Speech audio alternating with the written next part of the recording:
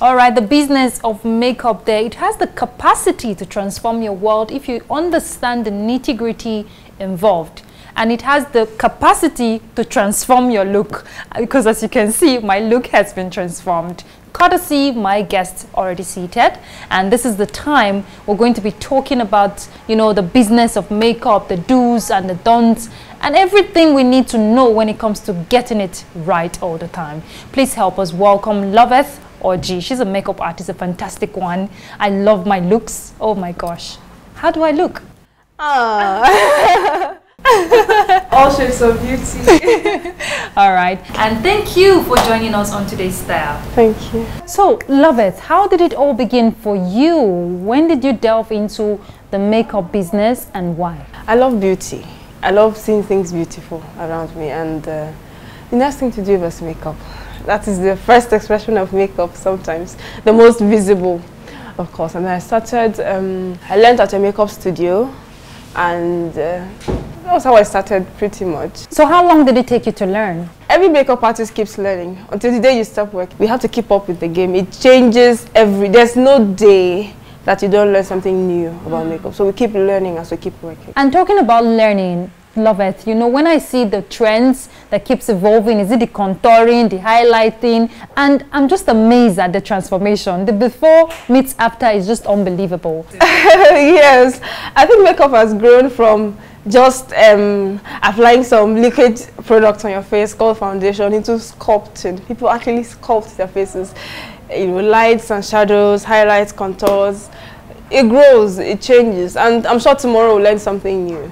Like before, people just used to draw their eyebrows, but now people have things to carve brows. They have this plastics used to carve out your brow in case you don't know how to do it the proper way. So really? Yes. There's this plastic, you get it for your brows, you place it and then you measure your brows out of it just in case you don't know how to do it the proper way. It's like a quick, easy way. So every day we see something new. It's just having an open mind, and you know, we keep learning. Now, wow.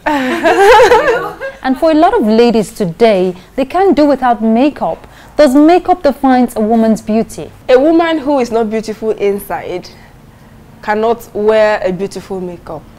She's going to just have some product on her face, and then she won't look an inch beautiful as she ought to. Okay, so beauty starts from the inside, and without makeup, you should be, as a woman, you should be able to go out well. Because if you carry yourself very well, the makeup just complements you. I'm a makeup artist. I go out many times without makeup. Not because I don't want to, but because sometimes a client calls you up very early in the morning. The target is to make her look beautiful, not to make yourself look beautiful. So I won't say because I'm not wearing makeup, I won't go out. You're right. Some people call you and then they want you to use every single item on your box on their face because it's there or because they're paying you for it. But no, you should do makeup that complements your skin. Use the right product shades for your skin. Okay. And then even when it comes to using colors, don't just use a color because someone else is using it. You use a color because it's good for your skin tone. Yes. Whether it's a powder, whether it's a foundation, a lipstick or an eyeshadow, make sure it complements you. Do something to just make up, not to look like somebody else. Loveth, you have been doing this for 4 years now, and today everybody wants to go into the makeup business. The competition is really high. It is. How are you coping? Everybody wants to look beautiful, so it's a normal thing to do. Even if they don't want to do it for on a professional basis, people want to learn how to look beautiful. Everybody wants to be accepted. So I think that's why most people go into makeup. And then, you know, there's this talk about being an employer of labor these days. There's this talk about going into entrepreneurship. The government cannot provide jobs for everybody. So, and we love beauty, so why don't we try the business of beauty? It is very lucrative if you package your business well, you take it seriously, and then you love what you do. There's competition in almost everything. The most important thing is that I have my niche.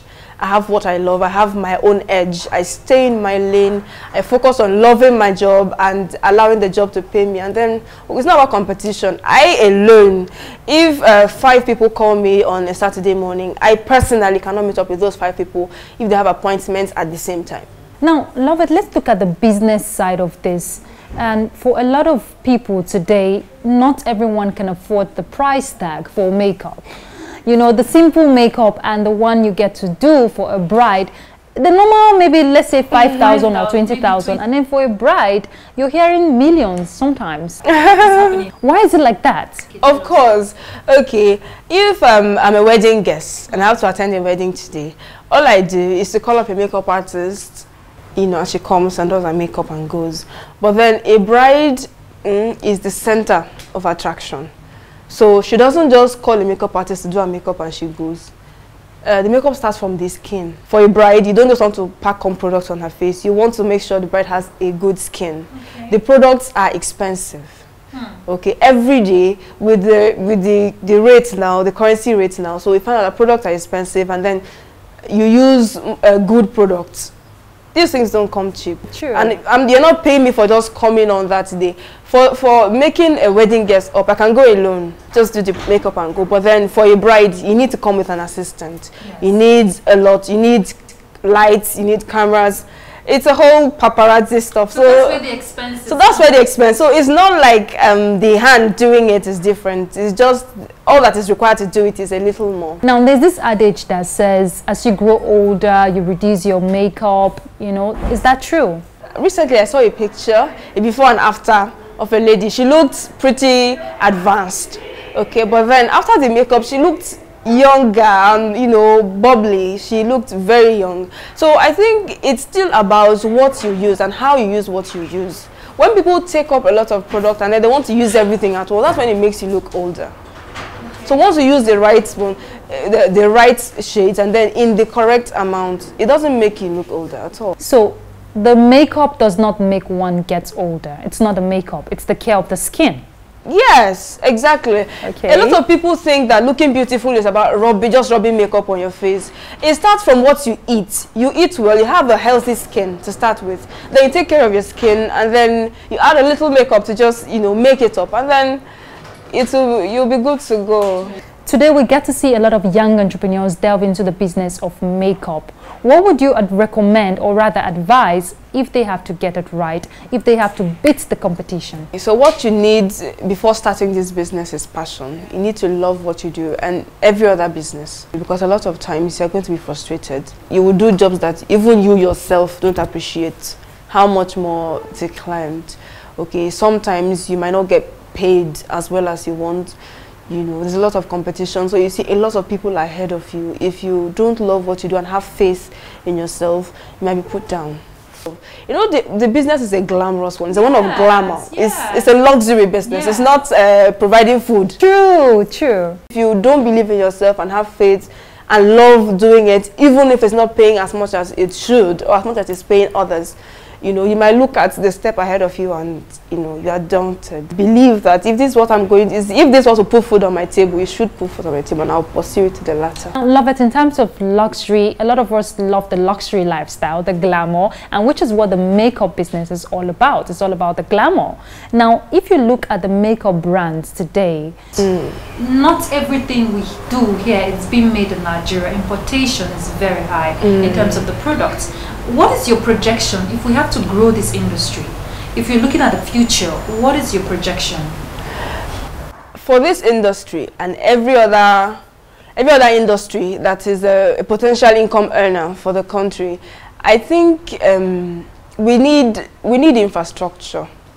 You can't be telling people to come and produce in Nigeria when it is more expensive to produce. You know, producing these products, all of these products, you use equipment, power, for instance. So I can't just tell you that we're not using made in Nigeria, because even the made in Nigeria, they are not produced in Nigeria. They are just owned by Nigerians.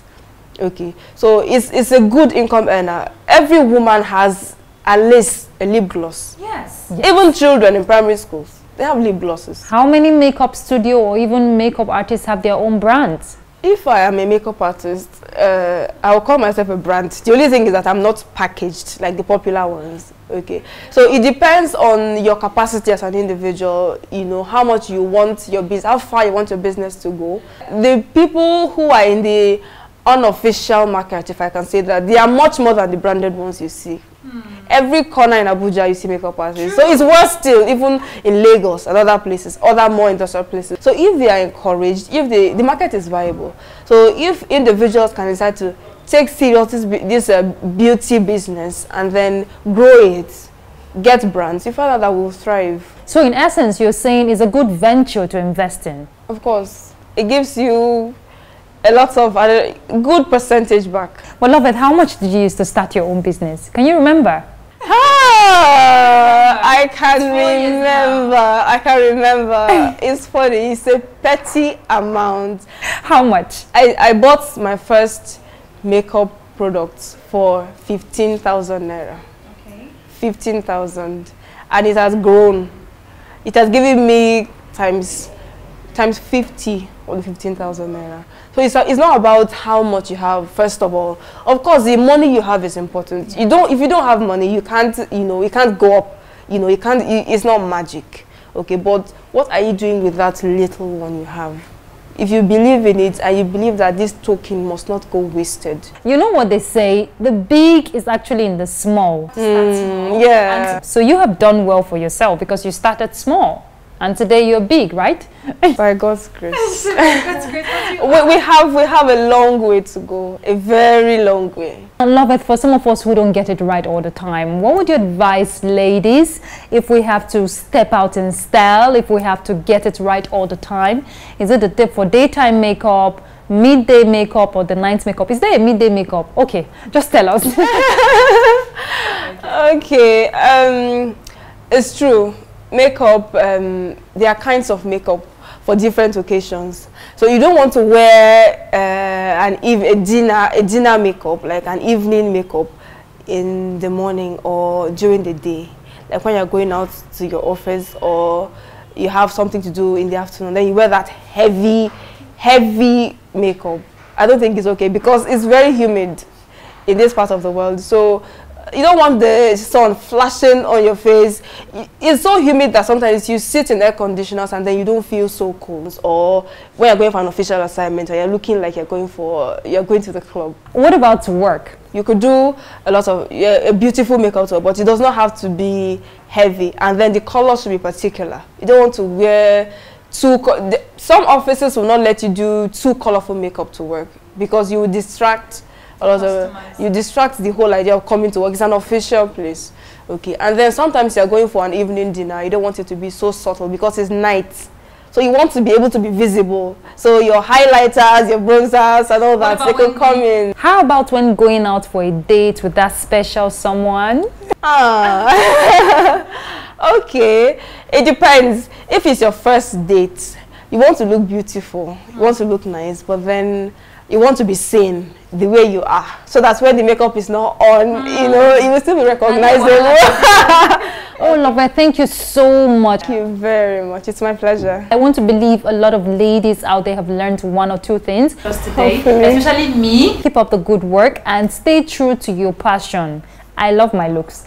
And lest I forget, Happy New Year! It's a brand new year. Oh, Happy New Year to you too. It's my pleasure. I keep looking beautiful. Oh, thank you. So we've been celebrating the beautiful Loveth Orji. She's a makeup artist. We've been talking about the business of makeup here in Nigeria. Ladies, we just need to get it right all the time, right? Okay, so right now we take a sneak peek into the world of an on-air personality while she was getting set for her show.